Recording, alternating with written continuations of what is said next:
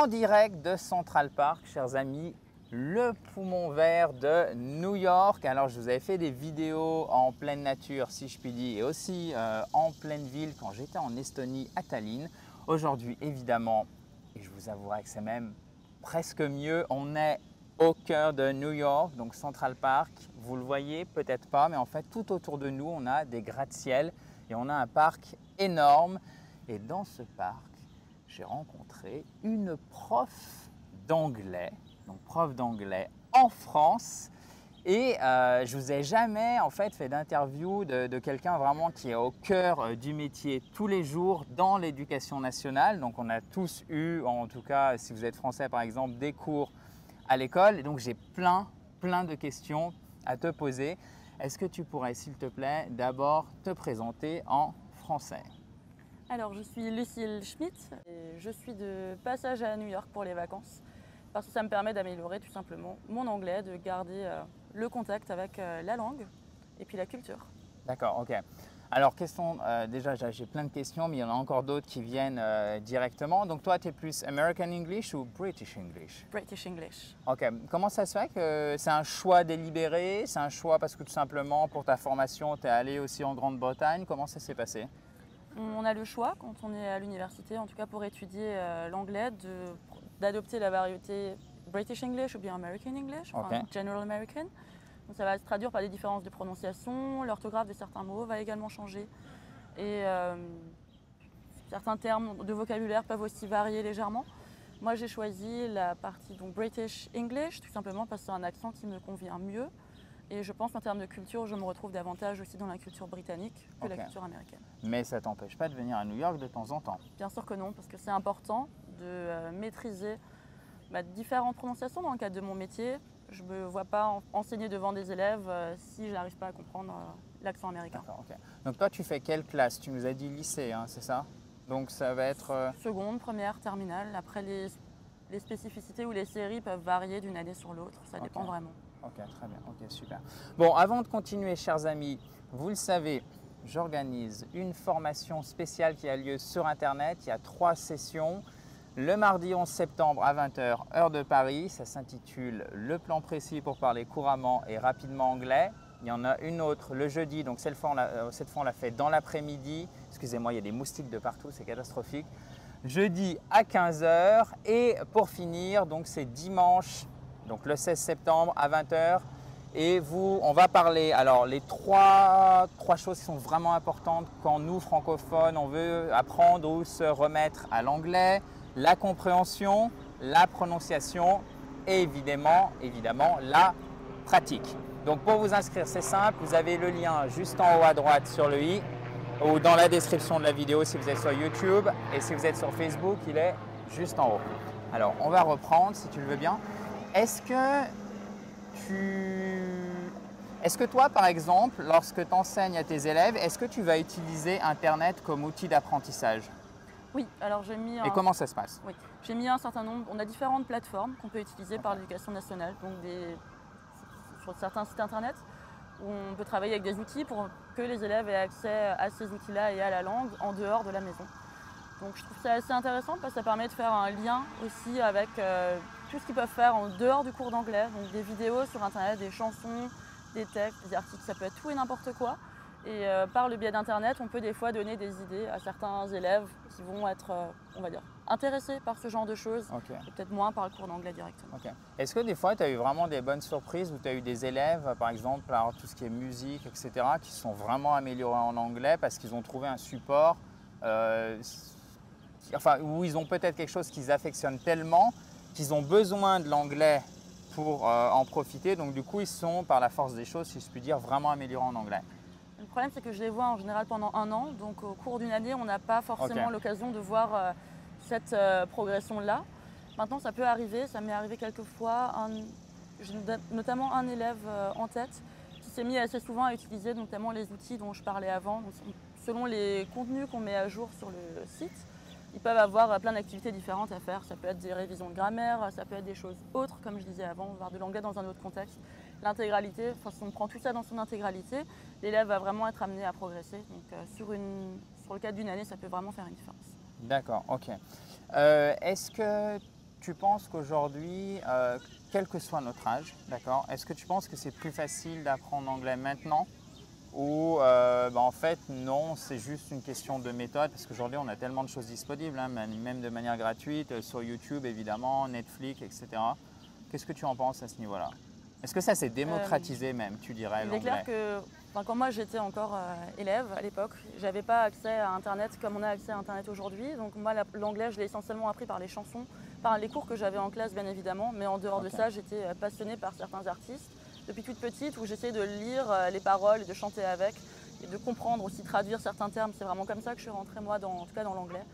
Et aujourd'hui, c'est des choses qui se démocratisent beaucoup plus facilement. Je pense que c'est une bonne chose que les élèves utilisent Internet, notamment pour ça. Maintenant, c'est vrai qu'il faut faire attention, parce qu'ils n'ont pas nécessairement la possibilité de faire le tri. C'est vrai que quand on apprend l'anglais, on ne sait pas forcément ce qui va être bien expliqué, et ce qui va être un petit peu trop approximatif. Donc la difficulté peut être ça. On a tellement d'informations qu'on a du mal à trier.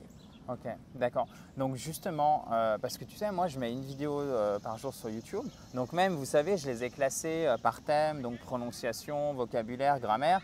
Mais ne serait-ce que sur la chaîne, il y a déjà beaucoup de contenu. Et comme tu l'as dit, on en trouve tellement de partout. Donc comment tu ferais, quels conseils tu pourrais donner à ceux qui nous regardent pour bien trier ce contenu, bien vraiment avoir des priorités? Ne serait-ce par exemple, tu sais, quand tu prends du vocabulaire, quand on apprend et qu'on est bien volontaire, souvent on a tendance à vouloir tout noter, tout apprendre. Donc comment on fait pour trier? Ça va dépendre vraiment de chaque élève. J'ai beaucoup de mal à me positionner par rapport à ça parce que chaque élève a un apprentissage différent. Donc certains élèves, moi je les vois en tout cas en seconde ou en première, maîtrisent très bien un fait de langue, ou on va dire un item de grammaire, alors que d'autres élèves maîtrisent cet aspect-là nettement moins et sont plus forts dans d'autres choses. Donc c'est difficile pour moi de dégager des tendances, ça dépend vraiment de chaque élève de manière individuelle. Et comment tu fais justement quand tu as un groupe de personnes qui n'ont pas des connaissances homogènes? Ça dépend des copies. Tout simplement, sur chaque copie, en tout cas à l'écrit que je fais un relevé vraiment très précis des choses qui ne vont pas, en tout cas en les soulignant.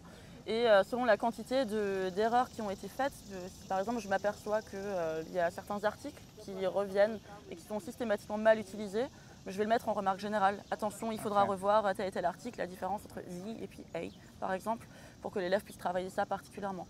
Maintenant, ça va vraiment dépendre de chaque élève et de la copie aussi, parce que si on n'écrit que 5 lignes, en 5 lignes, je vais avoir du mal à voir quelles fautes reviennent, alors que si j'en ai 30, là, ça me permet d'avoir un relevé plus détaillé. Donc, la clé, c'est de savoir où on fait des fautes. Je pense oui, pour pouvoir y remédier. C'est une bonne chose de prendre conscience de ces problèmes pour savoir comment ne plus les refaire. Ok, donc vous voyez, ça c'est vraiment, mais la phrase peut-être la plus bête du monde, savoir où sont ses fautes, mais ça nous amène à deux situations. À l'oral, souvent, quand vous parlez, et si en plus vous avez un peu d'aptitude au niveau communication, vous allez arriver à vous faire comprendre que vous faites plein de fautes. Et ça, c'est un piège, parce que souvent les gens ne vont pas vous les corriger. Et même chose à l'écrit, vous n'avez pas forcément quelqu'un pour vous les corriger. Donc c'est vraiment important de corriger vos fautes. Et après, là aussi, toujours dans la répétition, dans la régularité, vous revenez dessus périodiquement. C'est pour ça qu'on fait en fait sur la chaîne, on a tous un fabuleux cahier d'apprentissage, d'accord, dans lequel on note vraiment les choses qui reviennent le plus souvent. Et comme tu l'as très bien exprimé, en fait, c'est vraiment intéressant. C'est un peu à vous. Alors je sais que c'est difficile et c'est frustrant pour moi et peut-être pour toi aussi de dire aux gens, bah voilà, c'est aussi en fonction de toi-même parce qu'on voudrait apporter directement la solution et si on pouvait le faire, on le ferait. Oui, mais c'est une langue vivante. Je suis désolée de Non, je t'en prie, coupe-moi autant que tu veux. Mais c'est vrai que pour le cadre d'une langue vivante, chaque personne va s'exprimer différemment, va être amenée à faire des fautes différentes. Là, ce n'est pas quelque chose d'automatique qu'on va caser à chaque fois. Et puis, il y a tellement de choses à maîtriser qu'il vaut même mieux prendre les choses de manière progressive et se focaliser d'abord sur 2 ou 3 erreurs qui reviennent de manière systématique. Et une fois que ces erreurs-là sont maîtrisées, on passera à la suite. Alors que si on veut faire tout en même temps, forcément, on va oublier davantage de choses. Voilà. Toujours dans le 20-80. Alors, il ne faut pas non plus exagérer, d'accord? Ça ne veut pas dire qu'il ne faut pas apprendre après quand vous commencez à progresser du vocabulaire qui revient un peu moins souvent. Mais si vous corrigez les 20 fautes que vous faites tout le temps, votre anglais va faire un bond spectaculaire.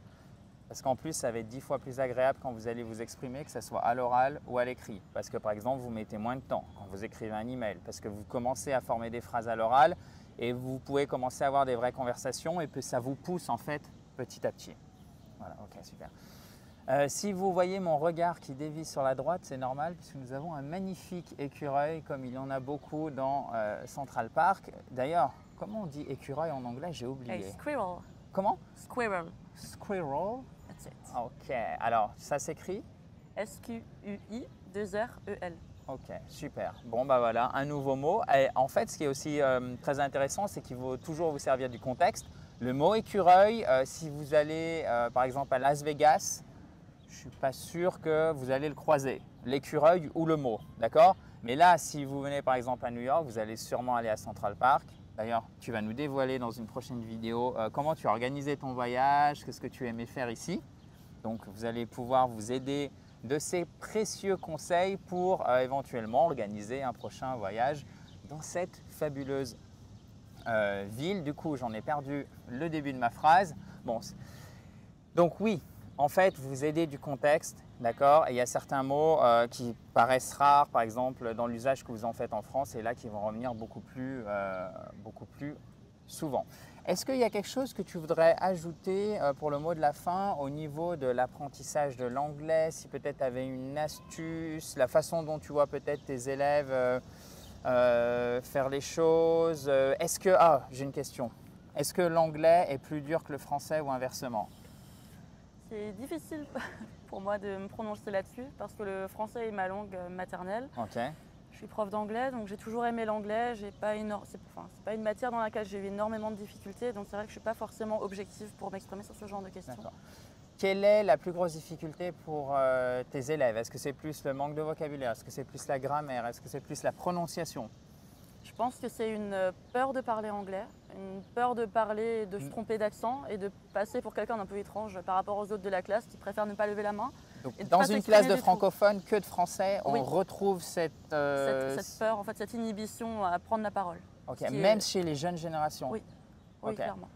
Ok, donc c'est vraiment un trait culturel constitutif de nous, francophones. Oui, et puis je pense que de manière générale, c'est difficile de parler anglais, notamment parce que l'accent varie tellement de notre manière de parler français. Donc parfois, les élèves ont tendance à préférer dire un mot ou une phrase parfaitement juste en anglais, mais avec un accent français très prononcé, plutôt que d'essayer de le prononcer à l'anglaise. Ok, mais c'est très très intéressant. Comment on fait pour remédier à ça? Parce que c'est malheureusement, tu l'as dit, il faut connaître ses fautes. Donc pour connaître ses fautes, il faut en faire. Donc il ne faut pas avoir peur, comme les enfants qui marchent, de trébucher puis de se relever.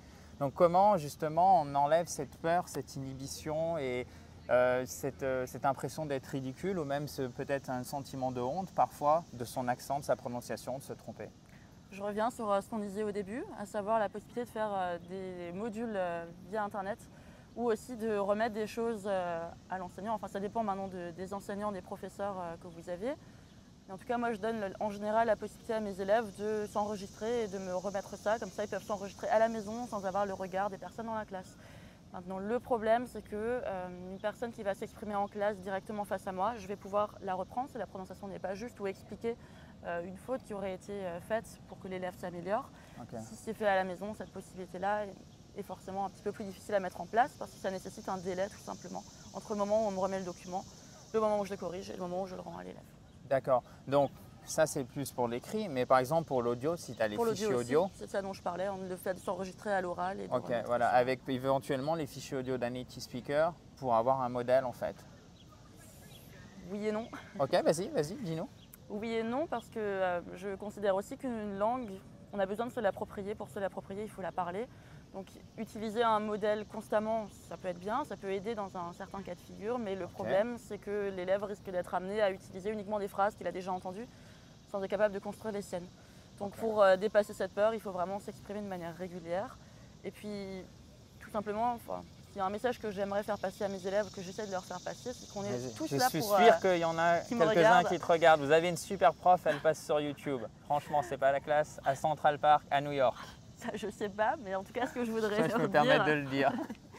C'est qu'on est tous là pour apprendre.